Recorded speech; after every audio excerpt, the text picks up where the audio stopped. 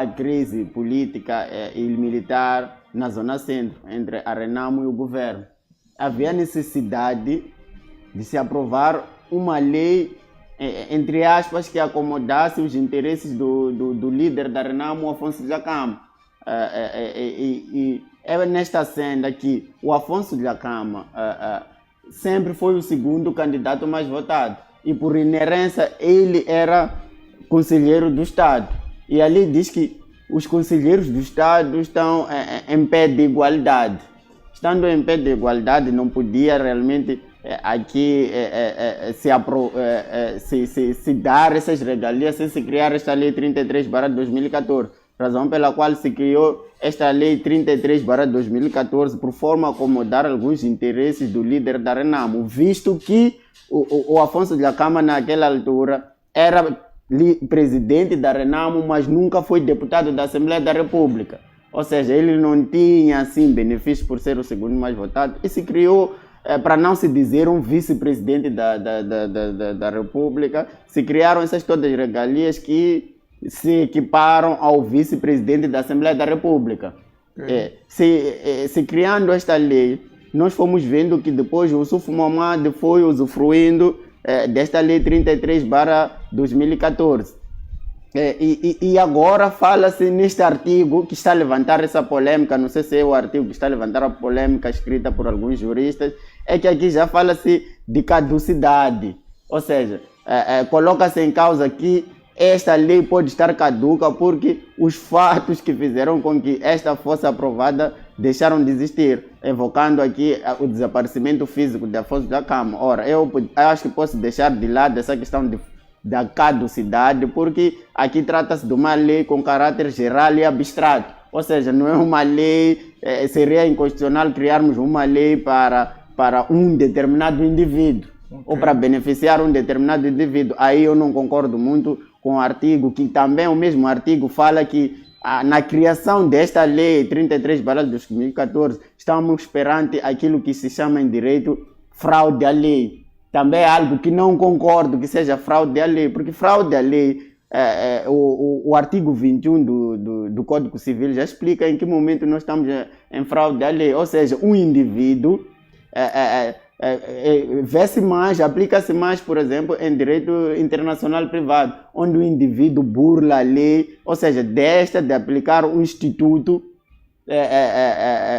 do seu país, escolhe um outro instituto que sabe que posteriormente esse instituto vai lhe beneficiar. Ou seja, eu sou moçambicano, em Moçambique, por exemplo, o casamento é entre homem e mulher. Eu vejo que esta lei, por exemplo, não me beneficia, mas eu quero casar com um homem. Acabo escolhendo a lei holandesa, é um exemplo. Então, estaríamos aí necessariamente em fraude à lei, não no sentido da lei 33/2014, onde é o próprio legislador que criou esta lei. Não é um indivíduo que manipula ou dribla a lei para o seu belo prazer. Então, também não ia concordar que estaríamos em fraude à lei. Agora, a questão que paira é a seguinte, onde este artigo começa, na minha opinião, a ser mais interessante, e estamos a ver esse debate na televisão, será que esses benefícios, tendo em conta que na altura criou-se esta lei, sim, porque o líder da Renamo não era deputado, ainda não tinha essas regalias, e criou-se de fato pensando em acomodar os interesses do Afonso Dhlakama. Será que neste momento em que temos o Venancio Mondlane, que é o segundo candidato presidencial mais votado, e por outra temos o Podemos, que é o segundo partido mais votado e tem o seu líder que não é o Venancio Mondlane, será que realmente, interpretando esta lei 33/2014, estaríamos realmente, o Forquilha é a pessoa indicada para beneficiar destas regalias?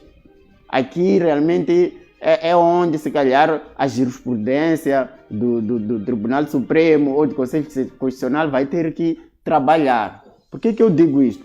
Porque na interpretação da lei há várias formas. Nós podemos interpretar a lei de forma literal. Está a dizer que anteriormente, Júnior, nós tínhamos aqui uma Renamo. Exatamente. Renamo onde o candidato às presidenciais era o líder também da Renamo. Exato. É líder da Renamo e é candidato às presidenciais. Sim. Na Frelimo também, na Frelimo era a mesma É coisa. a mesma coisa. Ou seja, o que está a acontecer?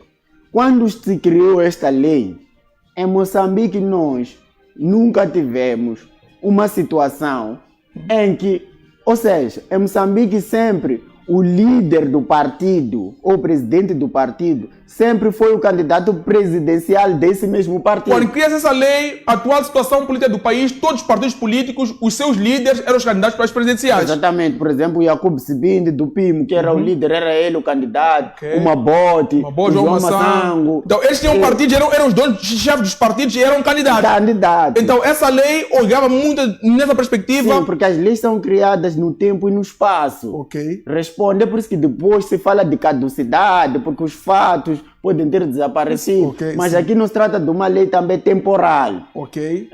Exatamente. Para dizer que a caducidade não era temporal. Não, Pese pode embora... caducar mesmo não sendo temporal. Pode caducar. Os fatos que criaram, pode, ou a lei pode entrar em desuso. É um exemplo. Então, na altura, no contexto da criação desta lei, tínhamos essa situação em que realmente os líderes dos partidos políticos eram, ao mesmo tempo, candidatos presidenciais. Mas pode continuar sim com a questão. Ok, então a minha questão é, está aqui a dizer que foi criada esta lei nessa altura e agora temos um contexto diferente. Exato. Pela primeira vez na história de Moçambique temos um candidato, temos um partido que tem o seu líder e o seu líder não é o candidato aos presidenciais. Há um outro cidadão que é o candidato aos presidenciais. No caso temos Forquilha, que é o líder do Podemos, e temos o Venâncio Mondlane, que é um candidato aos presidenciais. Exatamente. Importa realçar que o líder do Podemos não foi candidato presidencial porque não quis. A sua candidatura foi reprovada junto ao Conselho Constitucional. É por isso que nós temos o Podemos apenas a concorrer para as eleições legislativas, não para a presidência, porque a sua candidatura foi chumbada junto ao Conselho Constitucional. Então, agora a questão que se coloca é, tendo em conta que a lei, quando foi criada, normalmente os líderes dos partidos eram os candidatos presidenciais e hoje nós não estaríamos tendo esse debate. Mas tivemos um caso inédito de um Podemos que suportou a candidatura do Venâncio Mondlane. O Venâncio Mondlane não era, na altura, membro do Podemos. Agora, a questão que se coloca é, será que, indo em conta a esta lei 33/2014, estes benefícios vão para o líder do segundo partido mais votado ou vão para o candidato presidencial mais votado? Tendo em conta este cenário entre Venâncio Mondlane e o Forquilha.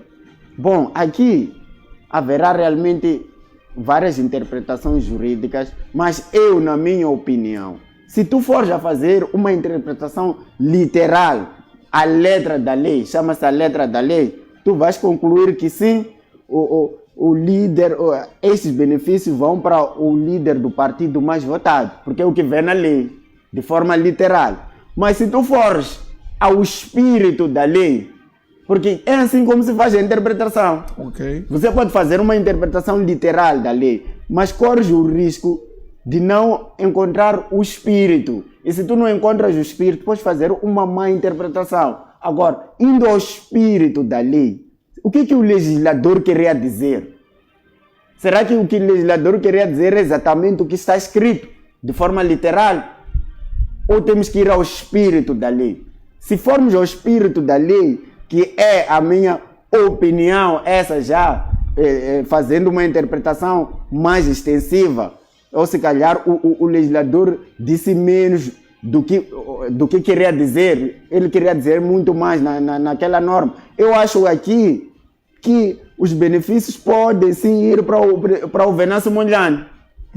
Porque o Venâncio Mondlane, apesar de serem duas eleições diferentes, é claro, mas na verdade aqui tinha-se em conta que o líder do segundo partido mais votado em Moçambique, era automaticamente o candidato presidencial. Okay. Este era o espírito por trás desta norma, na minha opinião.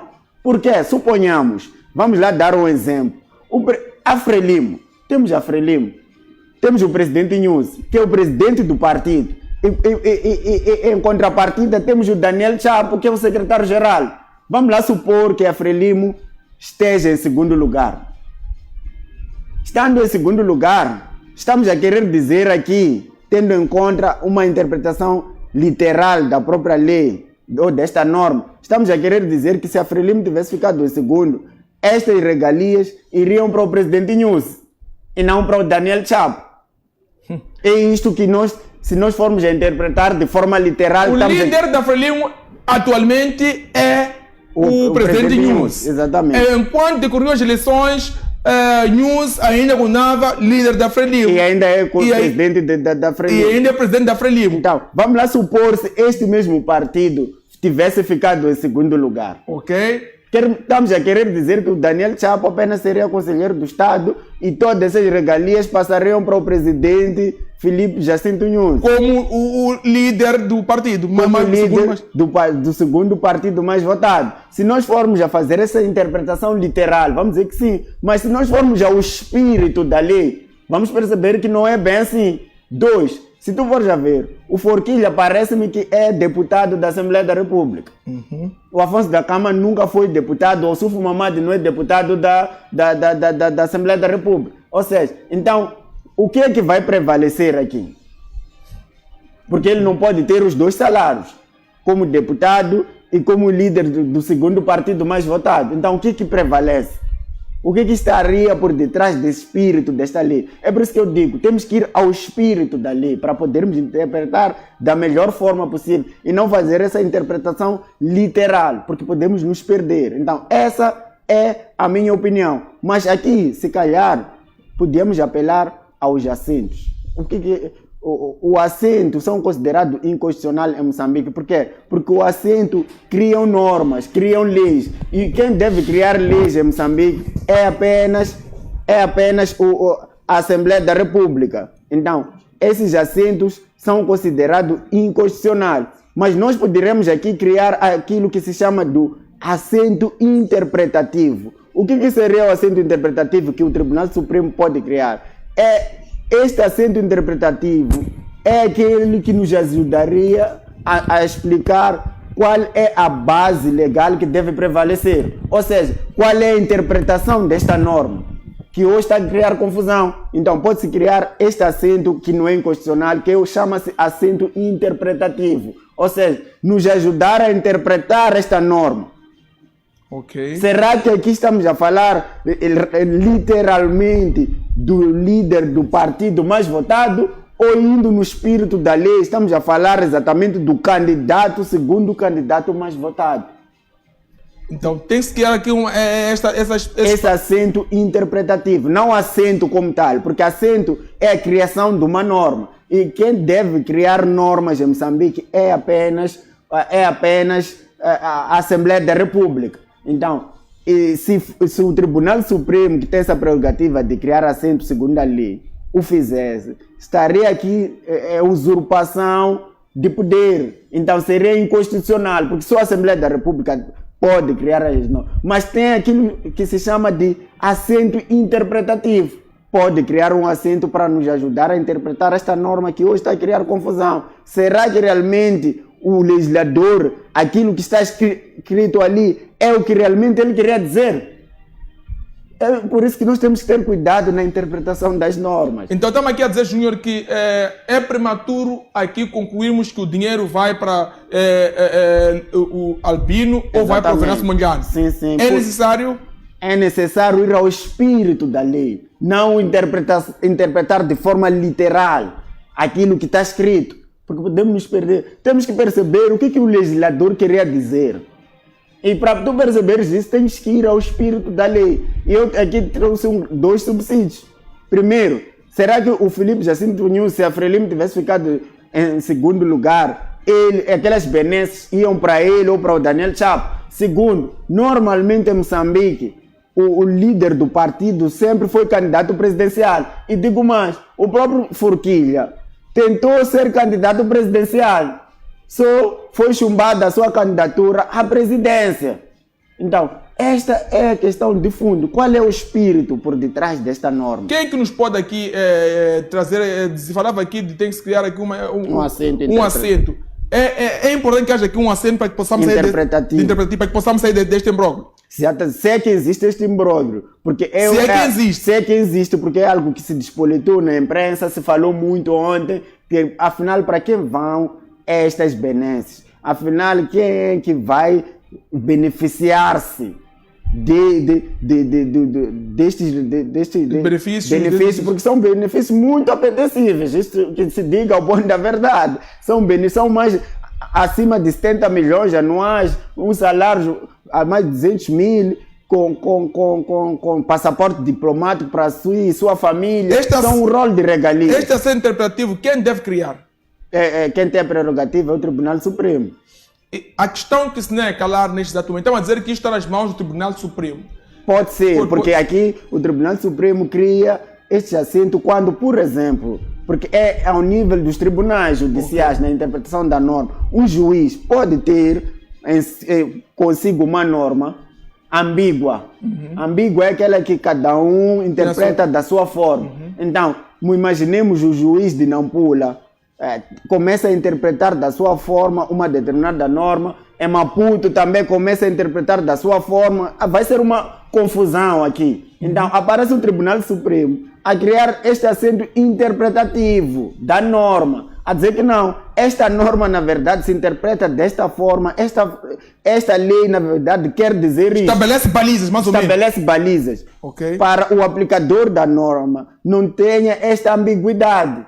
É mais ou menos aí que se criou assim. Agora, estamos realmente perante aqui uma lei 33/2014 a nos colocar realmente nesta situação. Porque nunca aconteceu em Moçambique, é algo inédito, em que o presidente de um determinado partido não seja candidato presidencial e o candidato presidencial também não seja membro daquele partido que ficou em segundo. Agora a questão é, a quem vai esses benefícios? Se fizermos uma interpretação literal, podemos até dizer que sim, fica para Podemos, porque é uma eleição diferente à Assembleia da República, e não o Venâncio Mondlane, porque o partido teve os seus votos, o presidente...